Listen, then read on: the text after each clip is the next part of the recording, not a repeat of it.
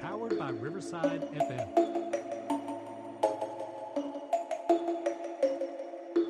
I'm Christy. And I'm Kathy. And this is The Psychic And the Skeptic.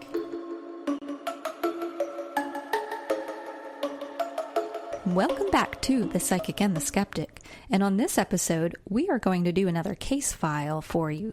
This time we are covering the Eldorado House. And this one is very fitting for spooky season. Oh, yeah, it is. Tell us why. Well, because I would say this is the most scariest case that I have ever done in all my 25 years of paranormal investigating, partially because of the experiences that we had and also some of the evidence. I will tell you, without giving away too much, when you think about dark entities and you think about the underworld, this case deals with that. That's why we have this featured the week before Halloween. Yes. Now, I will say, I wasn't on the team when OKPRI investigated this location. The earlier team went in 2008. Yeah, right, our initial investigation was July of 2008. July of 2008. Mm-hmm. Okay. And then we went back several times after that, of course. Right. Yeah, so you had formed a client relationship with the homeowners who reached out to you because of the fears and things that they were experiencing. If you all like really scary things, you are going to love this episode. So with that, let's dive into the history. The property started out as a church with a parsonage combined together, and it was built in June of 1906. So that's when Oklahoma was still just territorial land, because Oklahoma became a state in 1907 in November. So the church that purchased and built the congregation was called the Missionary Baptist Church, and it remained a church on the property for about 44 years. So somewhere in about 1950, it was sold to a family. Now, over the next few years, it was sold to one family and the next. The time period of how long somebody lives on a location can be important when we look in the history of a location that we're about to investigate for paranormal activity. Because if we see a pattern in people moving out pretty quickly after moving in, then we know there could be some issues with the location, potentially. So that first family, after it was a church, lived there for about 9 years, and they sold it to the next family. They were there for a while, about 17 years. And then the property was divided in half. The back half of it was sold, and the property was sold again to another family who lived in the home for about 4 months. Oh, now that's a short period of time. Yeah. So in the 70s is when we start seeing that. Mm-hmm.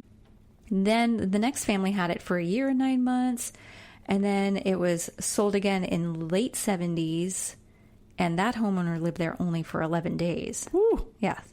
So it was sold again for 2 years and 10 months, so we're starting to stay a little bit longer, and perhaps that could be finances. So some people get stuck in these places and have to deal with activity if that's what was going on at that time. Of course, but I mean, there's other theories out there too. Sure.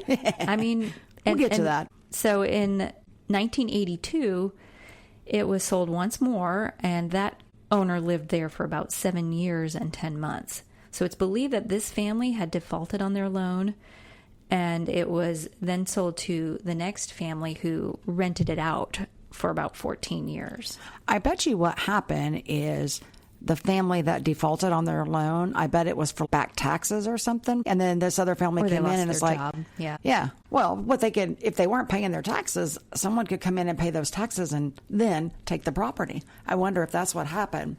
Hard to say. But what's amazing is, why so short a stay for some of these people? Yeah, and just in the 70s. So, I mean, think about the country as a whole. And plus, this is a small town in southwestern Oklahoma. Oh, yeah, you blink, you miss it. Yeah, exactly. So the people who live out that way tend to be in a lower socioeconomic state. Mm-hmm. You know, it's rural, it's very rural farmland out there, cattle country. And you're having to drive a ways just to get to anything resourceful, like gas or groceries or whatever. And in the 70s, especially late 70s, was that energy crisis and gas prices were through the roof. So people were probably really struggling. So it did change hands quite a bit in the 70s. In somewhere around 1990, is when it became rental property. So for the next 14 years. So until about 2004. That's about when the family that OKPRI was working with picked up ownership and passed it around to other family members, eventually to the client that contacted OKPRI in 2007. Right. And I did want to say, when it was a rental home, history says that the people that lived there seemed to have short stays, and none of them living there were there for over 2 years. It was always under the 2-year mark. Right. That can be common, and it's not quite close enough to the military base out there, is it? Or is it near Altus? It is near Altus. Yes, it is. So there could be military families that were in and out of there pretty quickly. Yes. But most of the time, and having a military background myself, the stay for a military assignment can be about 2 to 3 years, or even 3 to 4 years.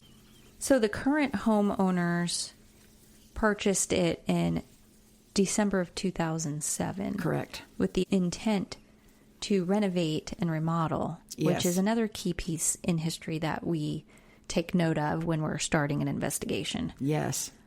This brings us to the reason why they contacted OKPRI. Let me just start by saying, since this is a part of the claims, that it was the homeowners at the time, their sister, that contacted us because this was an older couple.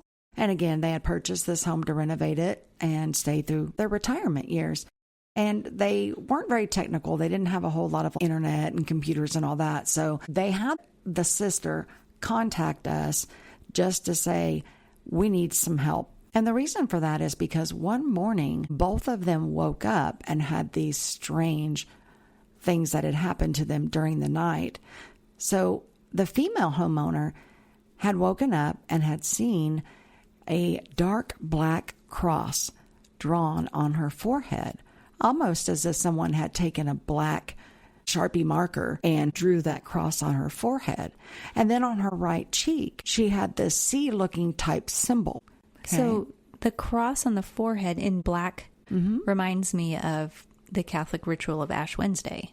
Okay, what is that? I'm not familiar with it because I'm not Catholic, but Ash Wednesday is the start of Lent, and you go in and the priest blesses you with ashes on your forehead. It's a mark to say that you're Catholic and you're going into the season of Lent. Wow. So it's done on Ash Wednesday.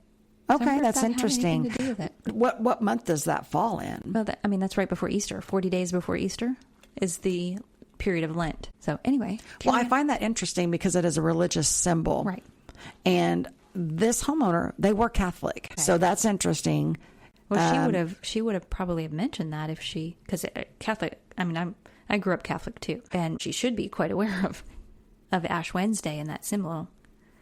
But if she was, she didn't say anything. Yeah, that's interesting. But that is interesting since this does have a little bit to do with religion, that goes with this story. But the symbol that was drawn on her cheek, because her husband's the one that pointed it out to her, like, hey. And then she looked at him, and he had this white type substance in his hair, and he felt like his scalp was burning. And so he goes to go wash it out, didn't know where it had come from. And whenever he washed it, he lost his hair where the substance was. So it kind of acted almost like Nair, if you put the hair remover or Nair. Oven cleaner. Yeah, Ajax. on there. Yeah. But he hadn't used that. So this really spooked them. They had no idea. Was this all the same day? Or were these different occasions, like the cross on her forehead? And you mentioned a symbol on her cheek. What did that symbol look like? It's kind of like a C-type symbol. We researched it, and I'll talk about that more in a bit. But it favored a symbol that kind of belonged or was associated with a dark entity. So let us give warning. This episode does talk about some dark things, kind of gets within the demonic realm. So if you do not want to listen to something like that, then this is your warning. This episode may not be the right episode for you. Correct. So you're welcome to continue listening, or we'll just catch you next time. Right. To answer your question, Kathy, this occurrence with the cross and the C-type symbol on her face and then the white stuff in his hair all happened in one night. Oh, okay. Yeah. So they went to bed, and when they woke up the next morning, both of them had these things. And so this really spooked them because it was only the two of them in their house. Yeah, and that's my next question. Who's playing a prank on them? Exactly. Right? Nobody. Yeah. And we did question them and say, okay, what were they doing the night before? What were they getting into? I mean, we won't get into that, but no, yeah. Of course. Well, we asked. They take everybody seriously when they contact us, of course. Oh, yes, for sure. But I mean, we are going to ask questions like, is there any possibility anybody came in, was playing a prank? Now, they did have a teenage daughter who had stayed with them, but the night that happened, she was not there. We accepted the invitation to come out and investigate their home to figure out what was happening. So let me go over some of the claims this family had told us. Since this was a parsonage at one time and a church connected, if you're facing the front, the church would be on the left, the parsonage on the right. Well, it has two kitchens. So they were in the kitchen that belonged to the church, and they were scraping off the old paint so that way they could, right? Yeah, exactly, part of the renovation. This was the end of November, 1st of December. It was cold outside. So they closed all of their windows and their doors, and all of a sudden, out of nowhere, this big swarm of flies starts flying around them and in this kitchen, and they're baffled. What the heck? You know, they grab the Raid and they start spraying the Raid on these flies in the air. Normally, if you have a fly or some flies and you spray them, they're going to fall dead on the floor. Well, these flies didn't do that. They were disappearing in thin air. No flies ever hit the floor. Now, this really baffled them and scared them, and they had no idea what was going on. They have other things that happen. They would have this sulfuric smell, almost like if something was dead. Or rotten eggs. Yes. And they couldn't get the smell. Like when the smell would come, they would smell it for a bit and then it would go away. See, now my head goes right to a gas leak. Had the team looked into potentially gas from the stove or from any other part of the house? Yes. Okay. Because our team did ask them that at the time. Right. And there was no leak. They did call the gas company to come out and to verify, because that was something that they did think of. Okay. And that just didn't happen. So they also would notice things like growling, just suddenly in the house, just random growling. Now, they did have little chihuahuas, but this wasn't their dog growling. And they could tell the difference. Right. And then just, something growling that is in midair and not there. This was a deeper growl. Yeah. And then they have this ghost dog that appears, right? He's large and a fluffy type dog, kind of like a dirty white is what he was. And they saw him upstairs. Then he would just disappear. Now I'm all for ghost dogs. Oh, yeah, for sure, right? Little pet therapy. And I've seen those before, actually. I think we've talked about that some. Well, they also heard disembodied voices. So again, for those of you that didn't catch our EVP episode, what a disembodied voice is, it's not an EVP. So EVPs, you don't hear with your physical ear. When you play back your audio, you'll hear them. Now, a disembodied voice is one that you actually physically hear with your ears while you are there. So they would hear different voices and conversations going on in this house. Things would also move on their own. In fact, the night that we were supposed to arrive there to investigate for them, they were so scared. Both of them were waiting outside on the lawn because in their bedroom closet, they had hangers that were swinging violently. Wow. And it scared them. Right before you guys arrived? Yes. Wow. Okay. They would see these shadow figures as well that would move about the house. They had these feelings of being watched, or they weren't alone. It's in that heavy type energy. Now, one thing that was really very interesting, and I mentioned that they had Chihuahua dogs. Shortly after moving into this home, one of their Chihuahua dogs got very ill and passed away. Now, they had another Chihuahua dog. They buried him in the backyard, and it was really cute. They had this little Chihuahua dog statue. Can you just say Chihuahua for me? Chihuahua. Chihuahua? Chihuahua. Is that my Okie coming out? Yes. How is it pronounced, Miss Yankee? Chihuahua. Chihuahua. It's a Chihuahua, folks. A Chihuahua. That's okay. Anyway. Okay. So their other male Chihuahua dog, his name was Pongo. Pongo, yes. And he also became very sick shortly after moving into the home. His personality changed. He was nervous. He was agitated. He would also bark and growl at thin air or the walls.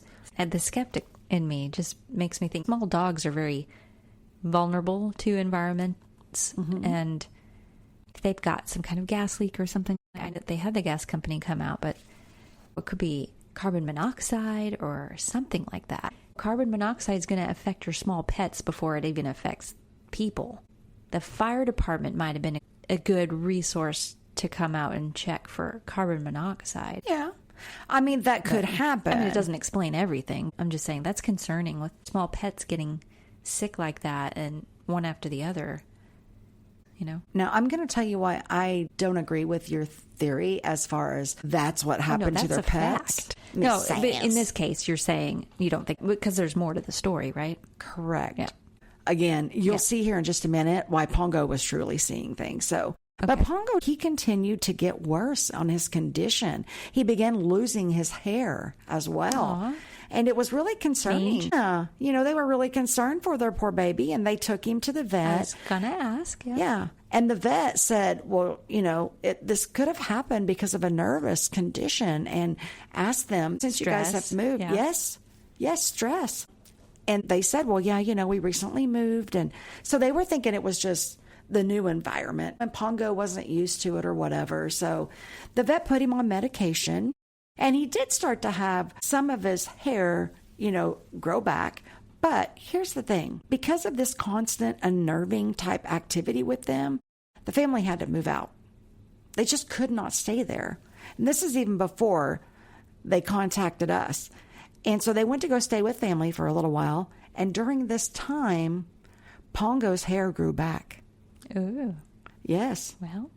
Now, they did go back because they didn't have really anywhere to go besides family. So this family moved back into the home, and poor Pongo continued to bark and growl at whatever unseen force was there, and he began to lose his hair again.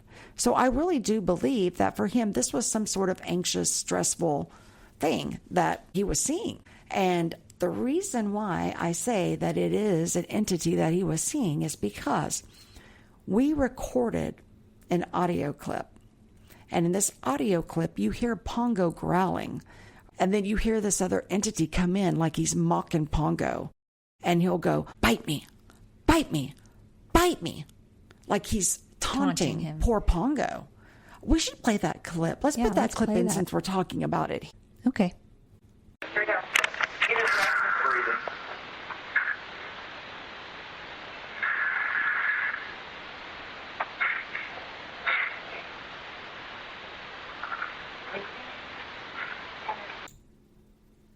Okay, so that was all EVP? That wasn't the dog growling in there? That is correct. That is not the dog. You hear the spirit, and this is the darker entity. Right. So he's mocking Pongo. Right. And this wasn't an investigator. So you were there when this happened. Yes, ma'am. This happened in the living room. We don't have Pongo actually growling here. This is the entity taunting the dog. Correct. The female homeowner, Pongo was her baby, and so they're sitting in the living room, and Pongo is sitting in her lap. And then we heard Pongo barking and growling. He's sensing something, right? And so we went ahead and went in there, and Pongo is barking and growling at something off to the side. And it wasn't until we reviewed the audio that you hear the spirit. Yeah, that's and crazy. He's like, bite me, bite me, bite me. Like he's antagonizing whose recording him. Did that come from? Do you remember? It was from one of my previous investigators. Mm-hmm. Where were they sitting in the room? Well, Gloria was on the couch, and that's who had Pongo. Right. Was the investigator near them with the recorder? Yes. It was sitting on one of the little tables there in the living room. So it was close to the homeowner. Correct. Yeah. So let's play that again and let them listen. Here we go. Get his breathing.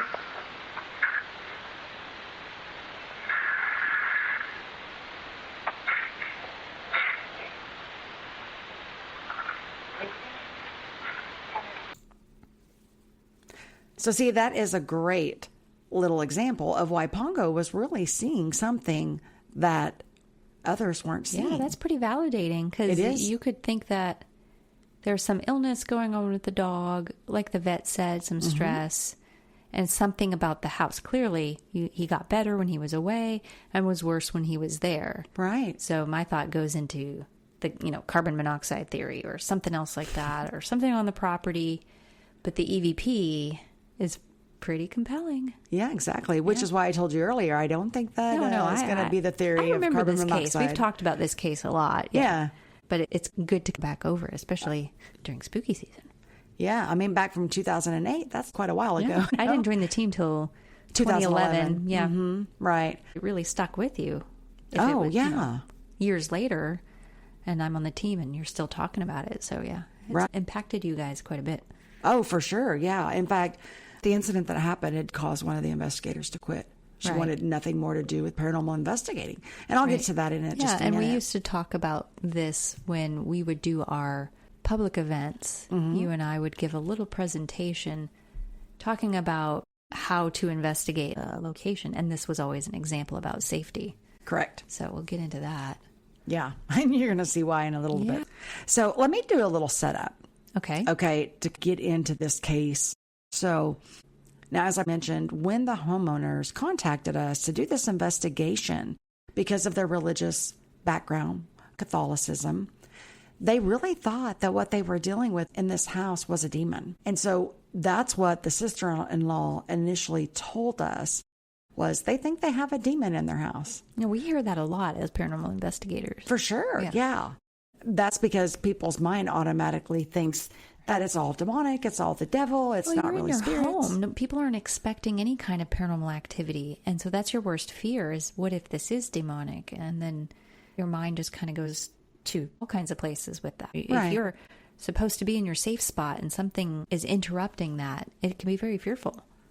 Oh, Or for can sure. provoke a lot of fear, yeah. Yeah, because at home you're supposed to be able, like you said, your safe spot, let your hair down, just Right. relax. People always ask us paranormal investigators, like, why aren't you scared? It's like, well, because we're expecting it. Right, exactly. We're we go to a prepared. location that's supposedly haunted, So, but people who live in their own home, you're not expecting that. So, of course, that's scarier for somebody who lives there. Oh, yeah, for sure. And I think for this couple, they just automatically assumed, and they didn't have internet, so I don't think they were looking up things on what was demonic and It wasn't. like causes the demonic internet was haunting. around then, but it wasn't like it is now. I mean, even the iPhone didn't come out for another few years.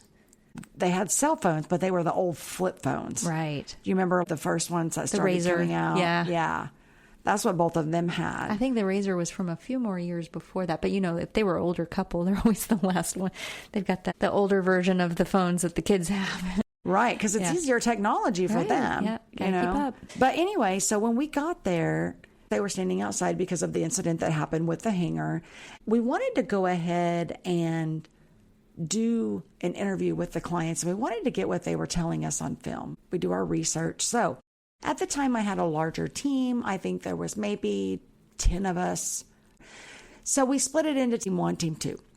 And whenever one team was inside investigating, the second team had to be out, and then we'd rotate and switch. So why is this important? Well, of course, I was usually on team 2 because I didn't want to know any of the claims. So I sent in some of my investigators with a camcorder, and they began interviewing the homeowners. Now, what I didn't know when it was my turn to go in, I had a new investigator. This male, he hadn't been with our team very long, seemed like he was a nice guy, but because he knew the homeowners believed that this was a demonic entity, and of course, rookie mistake on his part, he brings some of these metaphysical type stones and crystals, and he goes to the side of the house and he writes, "Come play." And then he goes to the front of the house and he's standing in the front and he starts to yell out these obscenities and curse words at the entities in there. And he's challenging them. Right. He's provoking them, which, as you know, I don't allow any provoking on my team. That's rule number 1. Exactly. And he knew the rules, but yet he broke the challenged him. rules. Yeah. And one of my team members came up and said, "Christy, when you were inside, this is what happened." I was livid. So needless to say, he was dismissed from my team because of his provoking and because of the events that occurred this night. I truly believe that because of what he did, it set off into motion. Angered spirit. Yes, it was like a domino effect. Yes, exactly. One of the other things that happened on the investigation is we were doing the sweeps of the outside, and a couple of my investigators were outside taking photographs. Well, they were in the backyard, and they noticed a couple of black shadows that were running around in the backyard. And so they saw this straight on. They were looking right at it and saw shadows? Yes, and one of them actually saw a black shadow come up to the fence area. So they started just randomly taking pictures. And so it was outside of the property coming to the fence? Yes, this shadow was on the outside of the property, coming toward the fence, yes, coming toward the backyard. So they also heard one of these shadows tell them to get out. They said that they heard this audibly. Now, we have a couple of get outs that are recorded on the audio, but it wasn't during this time. So this audio clip was not recorded. But there was something interesting that was brought up as far as photos go in the backyard. And yes, it's dark. Our equipment, it didn't have the quality of the digital cameras like we did back then. But in the backyard setting, it does look like there is this figure on the right-hand side, like this face. And when you blow it up, it looks like some sort of weird-looking face. And you could see like a forehead, and you could see like a nose, and then you can see where the mouth is, but the mouth is red. So I don't know if this thing was eating something. Because it was so far in the distance of the picture, and there's other little lights in there. It's dark, so you've got low shutter speeds. The shutter's going to stay open longer so that it can create an image. You've got other lights in there. You've got reflection off of a stop sign this is a common thing when somebody zooms in on an object that's real small in the background of a photo. You're going to lose quality of that photo, and it's all pixelated and grainy, and the natural phenomenon, your brain is going to try to make sense of this image that makes no sense. So you're saying it's pareidolia, It's basically. pareidolia, for sure. I figured you would say that. Yeah. But anyway, at the time, I mean, of course, this is, 15 years ago? Right. We looked at this and thought we possibly got a weird image. I'm not saying that something paranormal wasn't happening at the time. You just didn't capture it in a photo. Right. And what's unusual is they do see this shadow, and if they're being truthful and they saw it with their own eyes, well, that's interesting. But it is a neighborhood, so the skeptic has to say, are they sure there wasn't anybody in the neighborhood running around creating those shadows? Now, to answer your question, I asked those investigators the same thing. Right. And the answer was no. And this was kind of late at night. And to know this town, the town of Eldorado is so small. Right. There's not a lot of people that live there. Well, I mean, the neighborhood, there's lots of houses around there, though. They're really small yards. So it's a little cluster of houses in there. So it's possible that there could be people walking around. But again, no, you wasn't, take their word though. for it. So, assuming that's true, that is very interesting. So if there was something paranormal going on, it doesn't necessarily mean we're going to capture it in a photo. It just doesn't work with the way photography goes, especially in low light, old digital cameras. There's other lights in there that are caught. Looks like a trail of light from a bug that was reflecting from the flash. No, that's a fairy. The green. Don't even go there. I know. I've had like a 2-hour conversation trying to help somebody out with that once. No, I mean, I get what you're saying, but to let you know, it's like one of those towns that roll up their carpets at 5 p.m. So no, there was nobody running around. They did claim they saw a couple of shadows that were moving in the backyard. One of them came up to the fence, told them get out. And then that's why they were randomly taking this photograph. Right, so no big deal. I figured that's what you were going to say anyway to it. But let's move inside the house now. Okay. So since this older kitchen is what had the experience with those flies, remember? We did go in there and we were just investigating it. And a low audible voice was heard in this old area. And it sounded as if it said a cuss word, the SH. IT word. Okay. But then right after we heard this, the pantry door came open on its own. I witnessed this with my own eyes, and I did take a picture and point out this pantry door. Now, I already know. Did we check to see if the door was unlevel or didn't latch my thought good? was, how far into the night was this too? And was there any temperature changes, things like that? No on temperature. Yes, we were getting into the night a bit, but it was still kind of early into the investigation when this happened. So the door had not moved up until this point. That is correct. Yeah. So it was closed and latched, and you watched it open? Did you see a door handle move or anything? I didn't, but I saw the door actually physically move open a few inches. Wow, yeah. So, and if you look at the photograph of this door, this is going to be the one I was telling you that I went ahead and I marked and I pointed out in this kitchen. You could see the type of door handle and everything that is on it. But, I mean, it was just one of those experiences. It's not on video or anything. No, didn't catch us on video. That's how ghosts like to do that. They make sure that they're doing things outside of the view of our cameras. Yeah. Well, as I look back at this photo, I'm going to be honest, there is no door handle. It doesn't look like it has a door handle. Take a look at this photograph. I'll turn it around. Do you see a door handle? No. It looks like where a hinge used to be, the way the paint is on there, but that's where it opened? It does, That's the but pantry? yes, this is where it opened. Yeah. So it doesn't have a door handle. And when I zoom out, you can't I wonder see how they the left got side of the into door, there. but you can see the right. But this is what came open on its own. Okay. And I physically witnessed that. So, moving right along.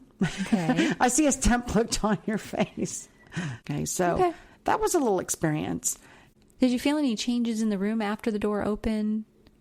Like present, a charge in the air, anything like that? It felt like there was a charge. Yes, I do remember that. And then it that could quickly be the dissipated. little creepy crawlies. You see a door open and then you get this autonomic nervous system response. Yeah, and like that could have been adrenaline that rushes through you, and that can be something that people experience. Yeah, Of course, yeah. Yeah. I mean, it definitely... it's hard to say. Yeah, It is. It is very hard to say. that's why we have equipment that might read the EMF. But again, if it's a different type of energy, it may not be picked up with Right. the meters that we have. Yeah. We began to make our way upstairs. Now, there is a spare bedroom that we were investigating, and I think I even have a picture of that spare bedroom. But what occurred in here was very unique for me. I had a, quote, psychic, unquote, experience. This kind of freaked me out a little bit. I'm just going to be honest. So what I had seen was in this room, I was standing there and I was observing the environment, and all of a sudden I got this little vision of this little girl. She was in this yellow dress and she was sitting on the floor. She had dark hair, and I remember her having these black shoes with the little white bobby socks. Okay. And she was sitting there playing jacks in the floor. And all of a sudden, she turned upward to look at me, and she smiled. But she had this look like a child that was mischievous and like they were getting ready to do something that they shouldn't, I guess is the best way I can describe it. Sounds like a horror movie. Yes. And then after she looked up at me, suddenly her whole entire face changed. Her image changed. And you're seeing this psychically, right? That is correct.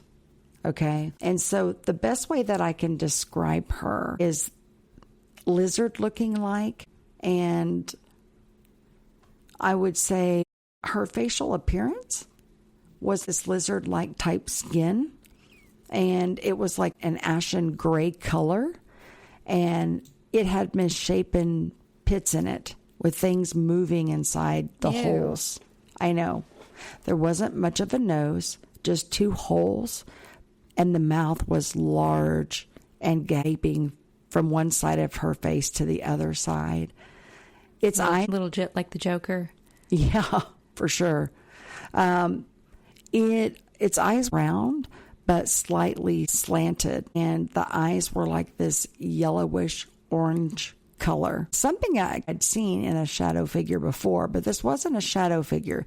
This was an actual... You mean you saw something like it in a different location? The or you mean colors. at this house? Oh, the color? The color of its eyes. Remember when I had talked about seeing those weird misshapen eyes within a shadow figure before when we did the shadow figure episode? Oh, okay. Yeah. Okay. That orangish red color is what I was talking about. But it also had these appendages coming out and around from its neck, just like what you would see on a horned toad, you know, how they have those appendages. And then suddenly I got the smell of sulfur with it. And then without warning, it lunged at me. It lunged at my face and then suddenly disappeared. Now, I was immediately taken back and like startled by this thing that I had just seen, right? I didn't even know exactly who or what this thing was and what I was dealing with. But I had a negative feeling when I saw it change. Just like this negative presence, something bad that just came all over me. I was so shaken up, I needed to go outside for a bit and take a break. So I did. And after a while, I was able to investigate again. And at one point, I remember seeing this little girl in the hallway. Now, this hallway is going to be an area where the old church connects to the parsonage. So anytime that we talk about the hallway, that's what it's in reference to. And I remember in this hallway, when I saw this little girl, she was there. It's like she appeared and then disappeared. But I got something recorded on my audio, and you hear this voice say, "Look here," like it was trying to get my attention. Now, I have to admit, after I saw the little girl there and then disappear, it kind of spooked me a bit. And I mean, it takes a lot for me to get scared. But, you know, after I saw her, I turned around in this hallway and I started to like go back quickly. Yes, to get out of there. And there were these metal grates. So when you reach the end of the hallway, you take a couple of steps down. There were metal grates that were right there for the steps. And so I have to laugh at my own self, you know, but after I saw her, I was so spooked that I kind of took off. And then you can hear me hitting these grates. Your own dude run moment. Yes, it was a run moment. And it, well, like I said, if something literally shoves itself towards you, that's a natural reaction. The fight or flight, right? You flight. I did. I was getting away from it. Sure. But you hear me hit those grates hard there toward the end of it. Like I was like, I'm out. So let's go ahead and play this clip. And when you hear the loud banging at the end. Picture Christy running. Exactly. Picture me running. I was out. Peace out, y'all. But you can hear that voice first say, "Look here." And I was like, I ain't looking at nothing. I'm out.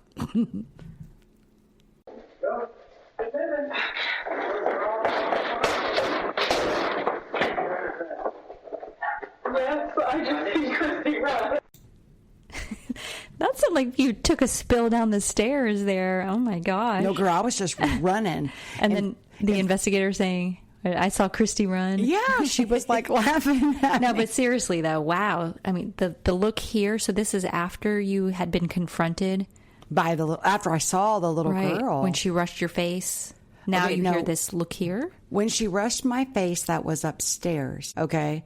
And so remember, I had taken a break and then continued the investigation. This was downstairs in the hallway. Right. Which was a very active place. There was some sort of doorway or something, an opening there. And I had taken a picture later on, and you even see a mist in this photograph, right? So this was a very active area. But I had to go in this area. I was getting something. I think it was my computer or something.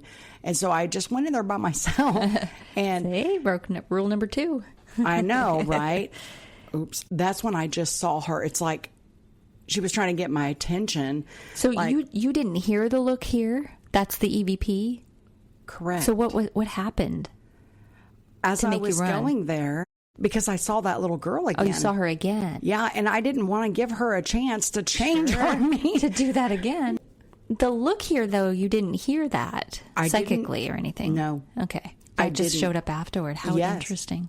But she showed up, and I think she was, trying to get my attention, like, Yeah. "Ah." Well, I mean, and this is one of the things that we talk about with paranormal investigating. It's stronger evidence when you have more than one thing happening at one time. Yes. So you had the experience of seeing her again, and you also caught an EVP at the same time. Yes. When I saw her, it was like it caught me off guard. I wasn't expecting to see her there in the hallway. Right. And Even that's though why... we're investigating, we're expecting stuff. But Right. when they get in your personal space, it's another thing. Exactly. She was all up in my Kool-Aid, man. And I think when it caught me off guard, it just kind of spooked me a bit. And that's why I turned around. I was You're like, oh, yeah. Yeah, I am. Kool-Aid man. Right, busting out of there. Right, exactly. That's why I was saying she was all up in my Kool-Aid. That was an old saying, Yeah, I that know. they used to say, telling our age. But yeah, it just caught me off guard, and I was like, I'm not giving her a chance to do this. I'm out. And then I took off running. I ain't gonna lie. I took off running. And one of the investigators saw me, and she's like, I just saw Christy run. This is a rarity. That's probably the only time that's ever happened to you, where you actually take off. One of the times, yes. One of the. So there's I'm more than sure one. I've done it more than once. I never saw you do it. Right. But this is a unique case, exponential when it came to activity and experiences. Oh, yeah. Yeah. I mean, and that it takes a lot to spook me, and for me to kind of like take off running, what does that say? Right. I mean, yeah, it was many years ago, but still, when I saw her, it You knew you were spooked me. dealing with something legit here, Yes, especially to manifest like that for you. yes, but apparently it was trying to get my attention. Sure. So next, I'll talk about another experience I had in this same freaking hallway, man. I'm just saying. Start in the hallway. Right. I had to go back into this hallway, and I went back into this room where I had some of my equipment. There was this low guttural EVP that my audio recorder captured. And you can hear this guttural voice just literally say, Christy. Oh, yeah, it's freaky. Ooh, we got to play that one. Oh, yeah. It said my name, and it was freaky, and was trying to get my attention again. And this leads into some other things that happened for the evening. But let's go ahead and play this.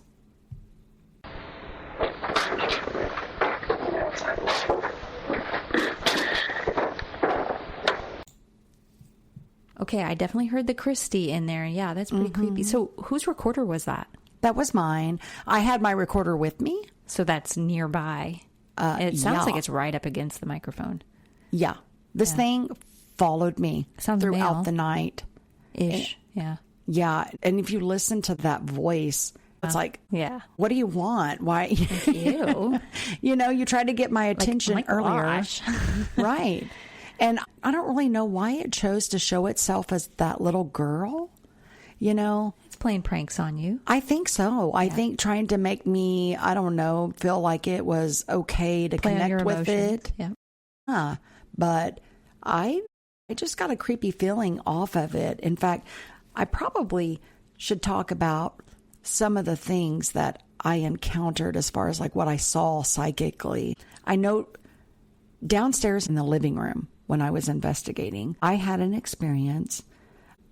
I was asking some questions, and all of a sudden I felt like something touched my hair, and it divided my hair there on the right-hand side. And so I told my teammates, I'm like, hey, can you guys go ahead and take some pictures, because I feel like somebody is touching my hair. And so I do have a photograph, and again, we can post this photograph on our Facebook and Instagram pages, but you can see the split in the photograph of my hair. So like they ran a finger in your hair and it parted your hair? Yeah, like Where it someone had touched you? fingers, and was parting my hair. Ew. Yeah. That's creepy too. It is creepy. Like I said, there's a lot of things with this that was creepy. But one of the things initially that we're going to talk about some psychic impressions here, okay? So that way people can kind of understand. Did I think this thing was targeting me? Yeah, I do. I think it was trying to target me. Well, it knew you could sense and hear things, I'm sure. Yeah. And I think this thing was brought about. And I do think through this investigation, there were several different souls that I'd picked up on. And I really do think this thing was like some sort of demonic entity. And I believe that it collected souls as well. And I'll get into a little more of this in a second. But when I was standing in the living room part, this would have been where the church side initially was. My head started to really get dizzy and my stomach felt kind of nauseous. And all of a sudden I got this vision. I saw 4 men. They had the military appearance, like the real short type military haircuts.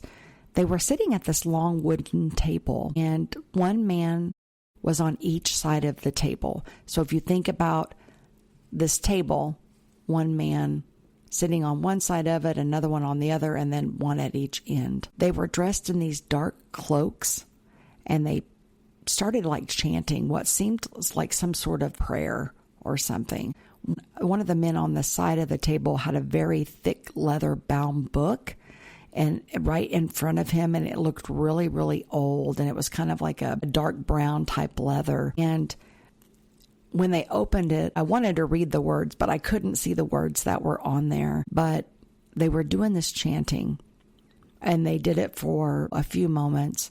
And then right out of thin air, I saw a dark, shadowy figure appear before the men. And the men started conversing with this dark entity. And I suddenly saw the entity disappear. And it felt like through this vision that the men had made a deal with this entity. And I really felt like they requested the death of another individual.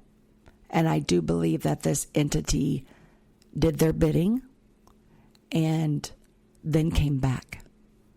Because in this vision that I was having, after it disappeared, a few moments later it came back, and I saw it reach its arm out and into the chest of the man that had this book. And then I saw this man clutch his chest, like his heart, and then slump over onto this table. Now, in my vision, I really felt like this man's death was initially a heart attack because this dark entity reached toward his heart. And this guy died. The one with the book died. I think there was some sort of trade-off or some sort of deal. Like a sacrifice. Yeah, or like this guy's like, okay, I'll give my soul, if you kill this person. But I don't think he expected to die at the time that he did. So this really kind of like creeped me out. So this vision was like something that happened in the past? Yes. Okay. And I think it was maybe during the time that this house was rented out. And I think this was done by previous renters, to be honest. And I think they conjured. Somebody died on the property, and there's not a record of that. Now, I don't know if this person died on this property in general. So you think this was a symbolic image, or? I'm not sure, but Okay. I will tell you, I think they did ritualistic things on this property. And that's why I saw the men at the table. I saw the old book, and I saw the chanting going on and this entity appear. I do believe there was rituals done, and they brought this dark entity forward because of this. They ripped a portal in the environment. The portal opened, and the hallway area, I believe, is where the portal exists or did exist. So that hallway connects which room? The hallway connects where the old kitchen is. Right. That's where the hallway starts, and it connects the old church on the left side, and you go down the hallway, and then there's the parsonage side. It connects the two of them together. I'm wondering if the room that somebody could have been doing these rituals in is somewhere near that hallway. Oh, yeah, yeah. The living room and the dining room. I saw it in the dining room. It's right next to it. Right. Okay. Yeah. Yes. I think when I saw this man die, I think it was to tell me that he had to die for this job to be done. But did that death happen right then and there? I don't think so. That's why, I mean, it sounds like it could have been symbolic because it's a shadow figure. I mean, that wouldn't occur in real life. That sounds like some conjuring of some sort or some ritual that they did. Yes. Calling on a spirit or a negative entity. Mm-hmm. That's exactly what they did, and that's how this spirit got there. And that is where we're going to leave you for part 1 of our case file on the Eldorado House. Don't you just love a good cliffhanger? I know. I hate to do that to everyone, but there's a lot going on in this one. And so I think we need to pause here and let you digest all of that. Oh, for sure. Because coming up, we're getting to the good part. Oh, yeah. You're fixing to hear something. It's like, wow. So tell us what you think. Send us an email at psychicandskeptic, all spelled out, at gmail.com. Go check out the OKPRI website if you want to see more on this case, but don't spoil it. Maybe check it out next week after you hear the whole story. Should I take the link down? I think we're okay. But yes, stay tuned for next week and part 2 of Case Files on the Eldorado House. If you'd like to follow our paranormal investigation group, you can go to our website at www.okpri.com or follow us on Facebook at facebook.com/okparanormal. So you can find us wherever you enjoy your podcasts, and thank you for listening. Because the paranormal is the normal. Not yet understood.